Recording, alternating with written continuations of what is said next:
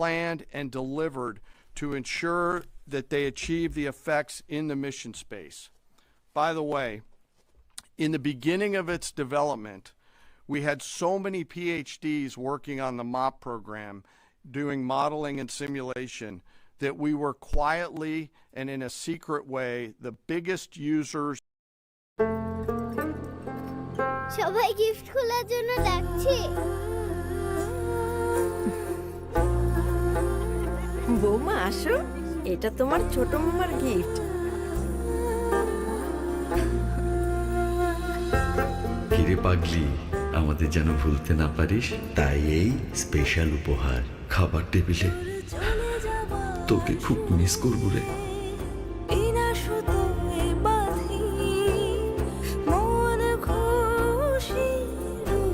Italiano ওপালের নজর কাড়া সব ডিজাইন থেকে বেছে নিন আপনার পছন্দের উপহার। In a fuse, the deeper the weapon will penetrate and drive into the target. So on Fordo, in June of 2008, you can see these 3 holes. Depicted here is the main exhaust shaft with 2 additional ventilation shafts on either side. The United States decided to strike these 2 ventilation shafts, seen here on the main graphic, as the primary point of entry into the mission space. In the days preceding the attack against Fordo, the Iranians attempted to cover the shafts with concrete to try to prevent an attack. I won't share the specific dimensions of the concrete cap, but you should know that we know what the dimensions of those concrete caps were. The planners had to account for this. They accounted for everything. The cap was forcibly removed by the first weapon, and the main shaft was uncovered. Weapons 2, 3, 4, 5 were tasked to enter the main shaft, move down into the complex at greater than 1,000 feet per second, and explode in the mission space. Weapon number 6 was designed on each side, so there were 6 on each side. Weapons number 6 was designed as a flex weapon to allow us to cover if one of the preceding jets or one of the preceding weapons did not work. The video I'm about to show you is a culmination of over 15 years of development and testing. As I said, hundreds of test shots on various models. This is one weapon. So if you take a view of this as 5 additionals, you'll get a sense of what this looks like.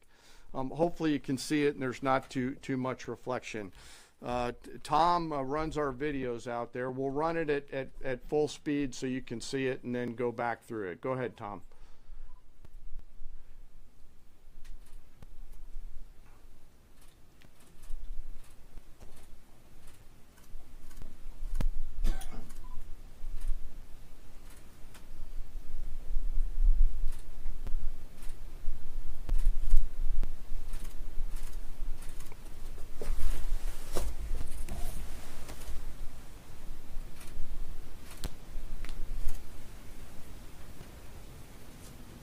Keep it going for a minute. You'll see inside the mission space.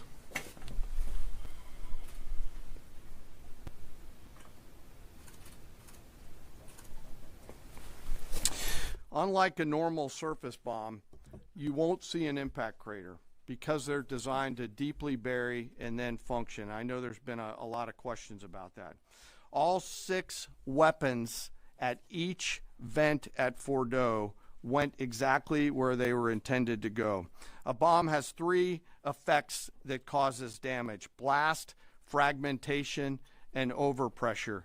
In this case, the primary kill mechanism in the mission space was a mix of overpressure and blast ripping through the open tunnels and destroying critical hardware.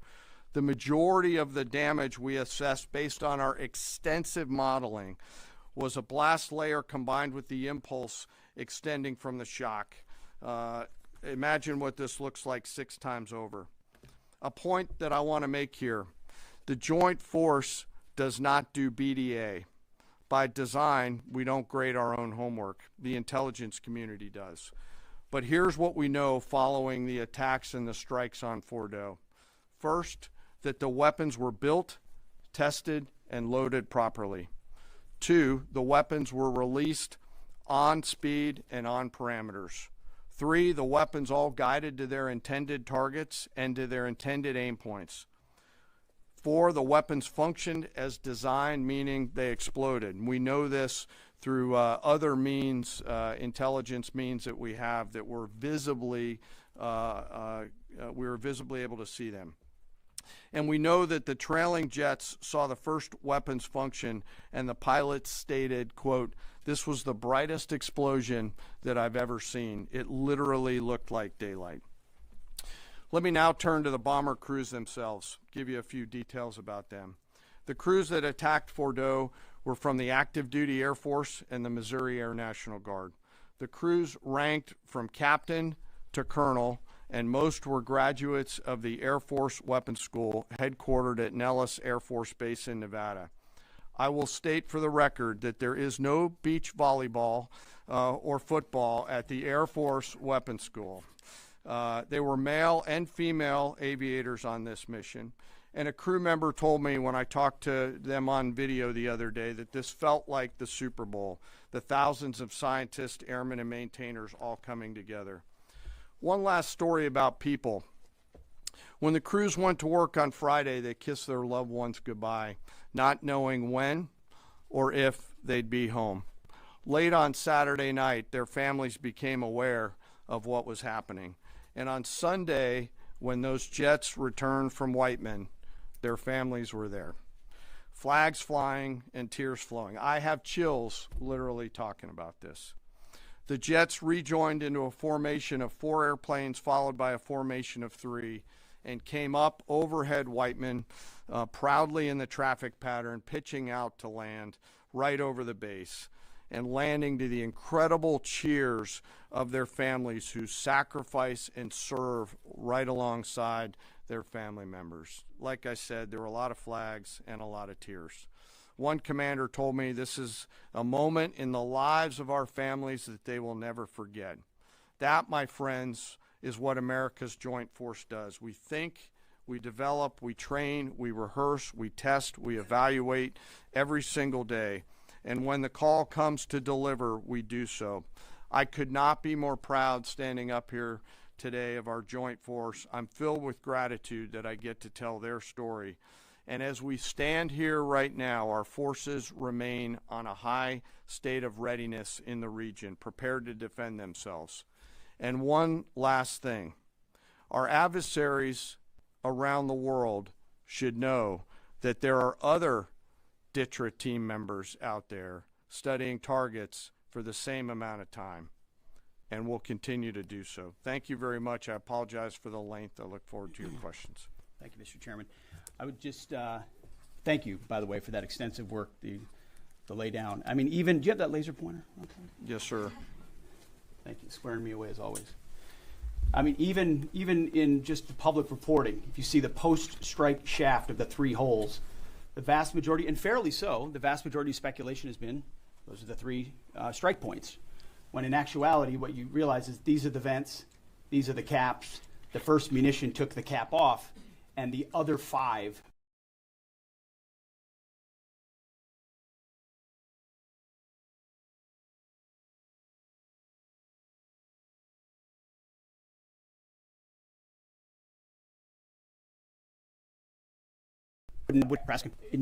is helpful, but it's also why we ask for a beat, for a moment, for a day or 2, the opportunity to tell that story, because as the chairman said, these men and women that did this mission, they just want to do their job. They're not expecting their story to be told.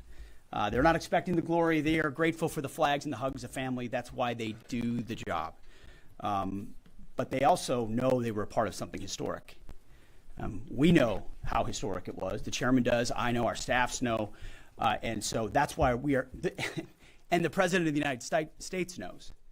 And that's why it's almost personal when we see the way in which leaks are used to try to disparage the outcome or muddy the waters about the impact of what happened without being responsible with information and allowing the professionals to assess and provide that information just like the chairman did. So thank you, Mr. Chairman, for that information. And we welcome a few additional questions. Yes, sir. General, on Sunday you said final battle damage will take some time. And you also said, I think BDA is still pending, and it would be way too early for me to comment on what may or may not still be there at the nuclear facility. So that was just over 3 days ago. So what has changed? Would you use the term obliterated as well?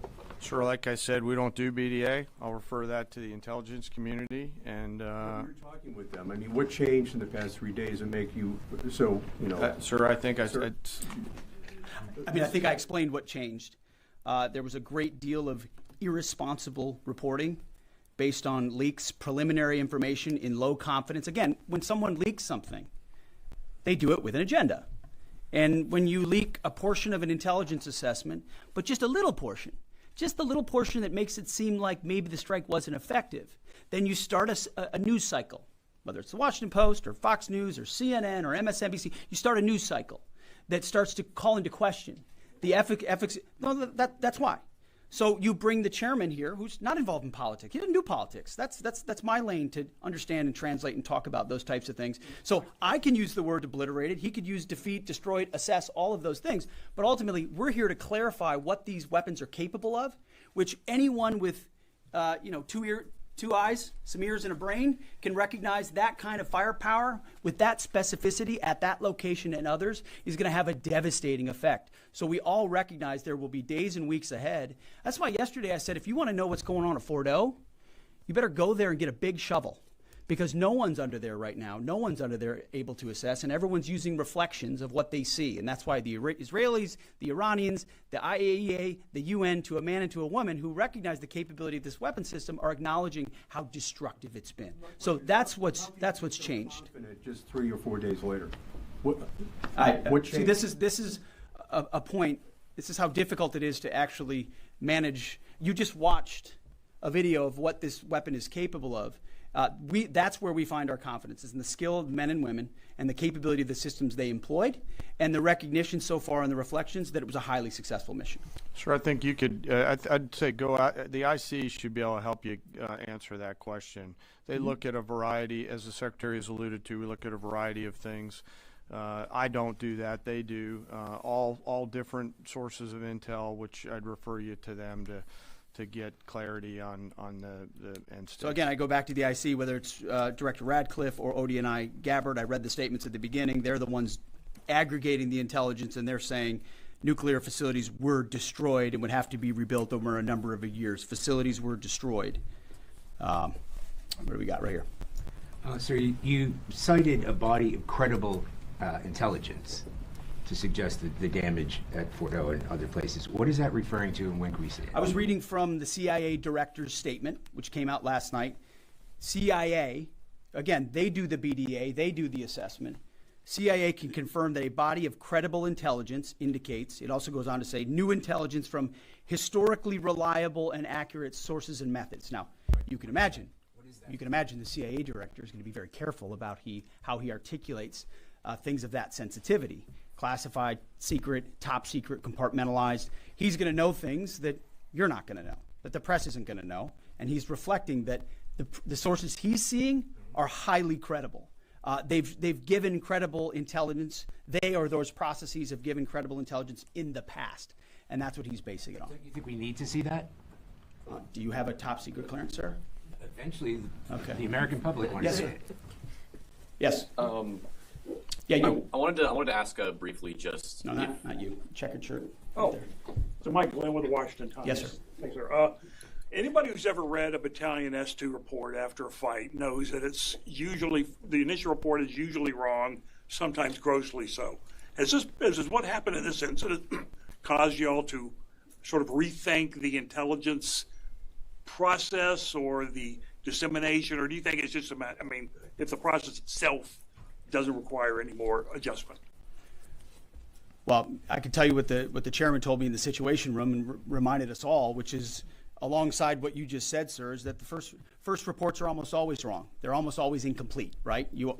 Anything, whether it's a squad level operation or a strategic level operation, the initial reflections you get are coming at you at a high rate of speed from a lot of different sources. So your job is to step back and assess them. And that's why we're urging caution about premising entire stories on biased leaks to biased publications trying to make something look bad. How about we take a beat, recognize first the success of our warriors, hold them up, tell their stories, celebrate that, wave an American flag, be proud of what we accomplished.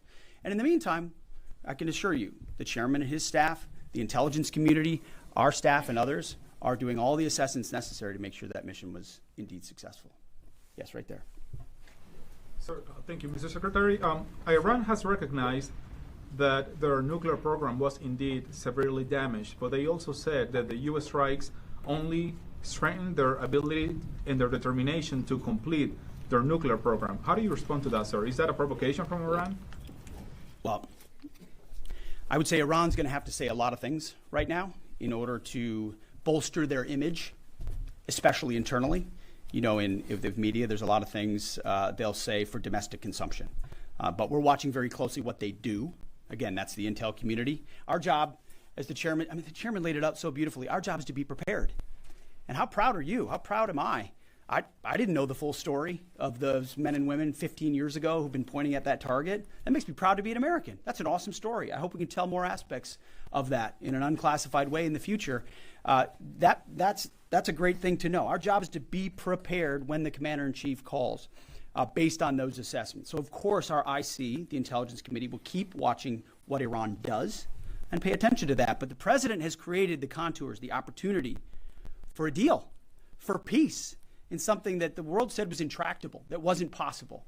And we got that peace, that ceasefire, that option, because of strength, because of his willingness to use American military might that no one else on the planet can do with the kind of planners and operators that the chairman just laid out. Yes, sir. Right there. Yep. Me, sir? Just a quick question.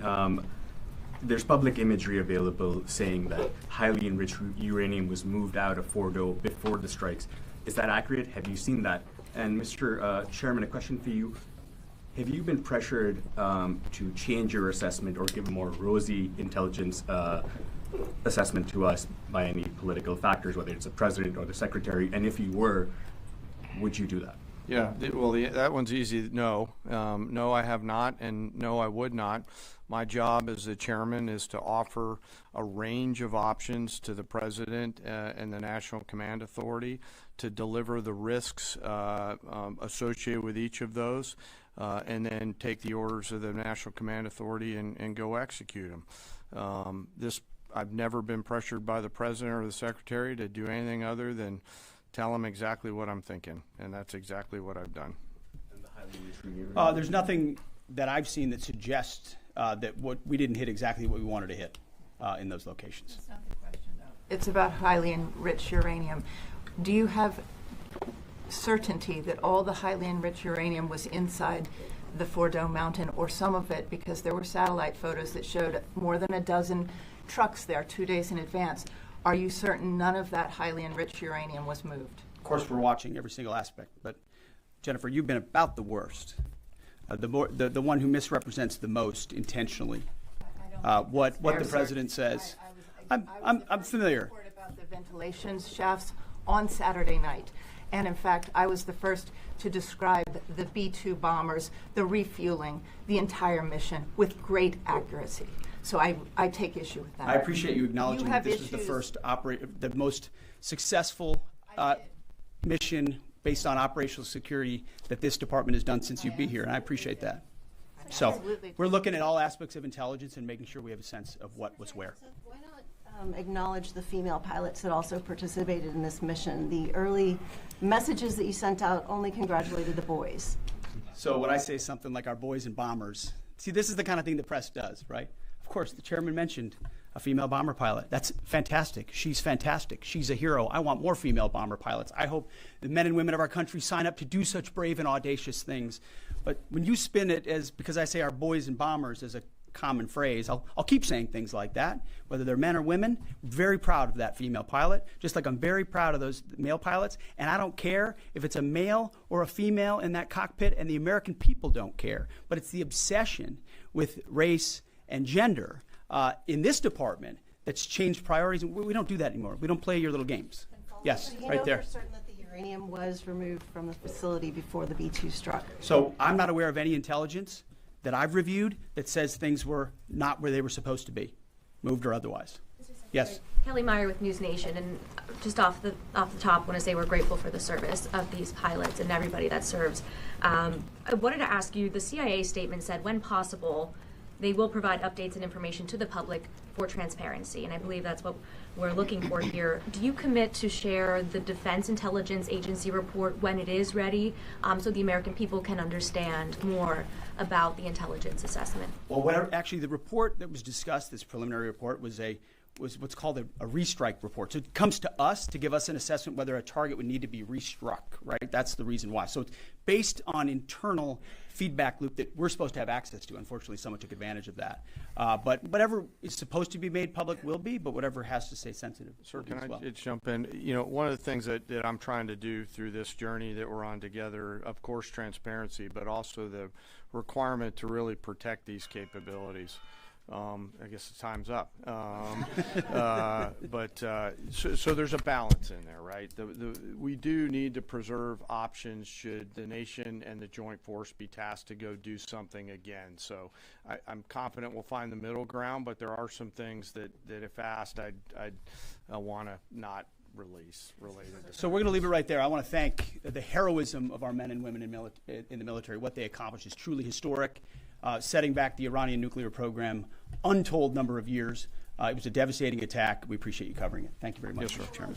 Thank you. Talk a little bit more about their role, sir.